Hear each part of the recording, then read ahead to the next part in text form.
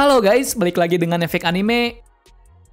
Setelah baru-baru ini tidak membahas bahasan tentang One Piece, kali ini kami akan mengulas pertarungan besar dari sang tokoh utama dan sepak terjangnya Luffy menghadapi beberapa musuh yang kuat, bahkan Yonko sekalipun. Seiring berjalannya waktu, musuh menjadi kuat, itu membuat batu loncatan dari Luffy untuk menjadi kuat. Dalam pertarungan besar Luffy bisa dikatakan sangat banyak, mengingat sudah beratus-ratus episode. Maka dari itu, kami akan membahas pertarungan besar Luffy sampai sebelum time skip. Tapi sebelum kita menuju topik utama, jangan lupa untuk klik tombol subscribe dan juga tombol loncengnya agar selalu mendapatkan update seputar informasi anime dari kami. Dan berikut pertarungan besar Monkey D. Luffy versi Efek Anime. Luffy versus Arlong. Pertama, kita mulai dari pertarungan besar dalam perjalanan Luffy pertama, tepatnya di Arc Arlong Park. Di kala itu, Luffy dan teman-temannya sedang mencari Nami, dikarenakan Nami sedang bermasalah dengan kelompok Arlong. Setelah mengetahui permasalahannya, Luffy dan lainnya tidak tinggal diam. Namun dalam sisi itu, pertarungan diunggulkan ke Arlong, dikarenakan mereka adalah manusia ikan. Dalam pertarungan itu, Arlong juga memanfaatkan kelemahan dari Luffy, di mana ia membuat Luffy tenggelam ke dalam laut. Tapi akibat kerja keras temannya, Luffy pun bisa bangkit lagi. Lalu pertarungan sungguhan dimulai, yang mana Arlong dengan hidung tajamnya menyerang Luffy sampai terluka parah. Akan tetapi Luffy tidak menyerah, sampai akhirnya Luffy sangat marah, lantaran Arlong telah memanfaatkan Nami demi keperluannya. Hal itu membuat Luffy semakin serius. Itu terbukti dari hidung Arlong yang dibengkokkannya. Apalagi Luffy berhasil mengejarnya dengan pukulan bertubi-tubinya, dan diakhiri dengan serangan andalannya, yang mana kekuatan itu mengakhiri pertarungan kali ini. Setelah semua pertarungan itu, Luffy meminta Nami untuk menjadi nakamanya. Jadi bisa dikatakan kalau saat itu Luffy sudah sangat kuat. Luffy versus Crocodile. Nah, pertarungan besar ini melibatkan suatu negara.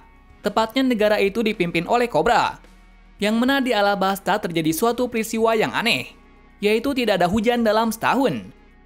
Diduga pelakunya adalah Crocodile, maka dari itu anaknya yang bernama Vivi menyusup ke kelompok Bearcult, yang mana ketuanya adalah Crocodile. Dalam situasi itu, Luffy dan yang lain tidak sengaja terseret dalam masalah tersebut. Jadi jalan tercepat untuk mengatasi hal itu adalah bertarung langsung dengan Crocodile. Singkat cerita, Luffy akhirnya bertemu dengannya. Akan tetapi ia langsung kalah dan hampir mati. Mengingat kekuatan dari Crocodile adalah tipe Logia, yang mana dirinya bisa berubah menjadi pasir. Beruntungnya Luffy diselamatkan oleh Nico Robin dan prajurit dari Cobra. Setelah semua itu, Luffy kembali mencoba bertarung dengannya, dengan alasan ia sudah mengetahui kelemahannya. Dan alhasil sesuai perkiraan, Luffy berhasil menghajar Crocodile. Namun lagi-lagi Luffy kalah lagi, dikarenakan Crocodile menyerapnya dan menjadi kering. Di pertarungan ketiga, pertarungan terjadi di sekitar bawah tanah. Pada pertarungan itu sangat sengit, lantaran Luffy bisa menyentuhnya. Pasalnya, Luffy membasahi tangannya dengan darah. Atas hal itu, Luffy berhasil menghajarnya hingga terluka parah. Namun pertarungan tidak berhenti begitu saja, karena mereka masih tidak mau menyerah. Alhasil di pertarungan terakhir, Luffy berhasil mengalahkannya. Walaupun saat itu, Crocodile masuk dalam mode Awakening. Akibat kemenangan melawan Crocodile, Luffy mendapat bounty yang besar yaitu sekitar 100 juta berry. Jadi Luffy saat itu sudah mulai mengancam dunia. Luffy versus Enel. Dalam pertarungan ini, Luffy menghadapi musuh yang berat, mengingat musuhnya adalah Dewa Enel. Enel diketahui pengguna buah iblis Logia tipe petir, yang berarti ia bisa pindah tempat dimanapun. Bahkan serangannya sangat kuat. Itu terbukti dari beberapa desa yang dihancurkan dengan kekuatan petirnya. Dikatakan kalau terkena serangan itu maka akan mati. Di sini Luffy bisa berkonflik dengannya dikarenakan Luffy dianggap sebagai ancaman. Apalagi Luffy dan teman-temannya berasal dari lautan. Atas hal itu Luffy menjadi incarannya. Dalam pertarungan ini, Luffy secara mengejutkan tidak terpengaruh oleh kekuatan dari Enel, mengingat Luffy adalah manusia karet, yang berarti Luffy bisa menghantarkan listrik tersebut. Bisa dikatakan kalau kekuatan Enel adalah musuh alami dari si karet Luffy. Mengetahui hal itu, Luffy pun bisa menghajarnya dengan mudah. Namun Enel tak habis pikir. Lalu ia membuat senjata dari emas untuk bisa menyerang Luffy. Dan sesuai perkiraannya, Luffy bisa terluka.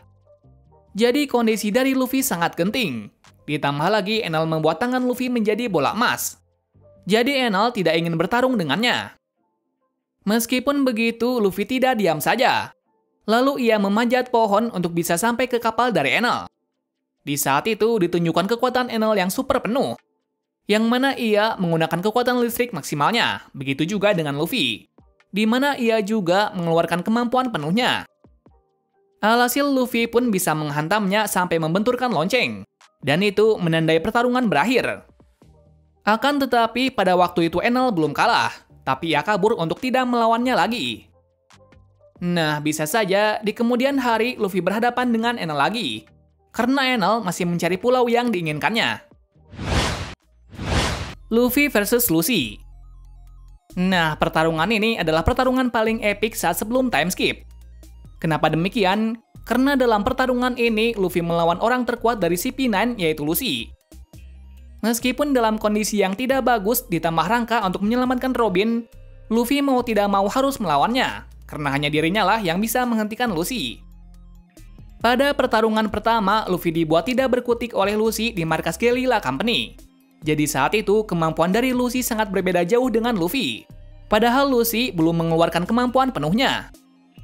Setelah kekalahannya, Luffy belajar jurus baru yaitu Gear, dengan tujuan agar teman-temannya tidak mati.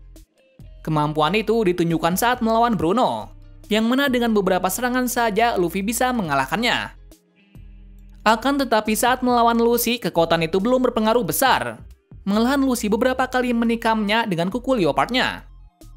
Meski terluka cukup parah, Luffy tidak menyerah. Lalu ia menggunakan gear ketiga.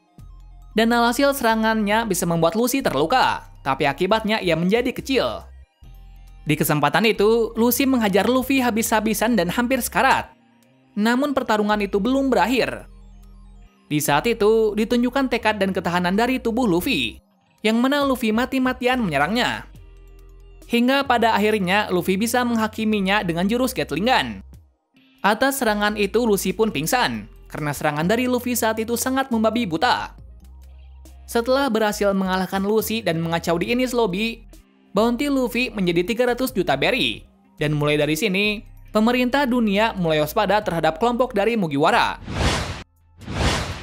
Luffy versus Giko Moria. Selanjutnya adalah pada arc Thriller Bark, di mana dalam perjalanannya Luffy diharuskan bertarung dengan Oka Shichibukai yaitu Moria.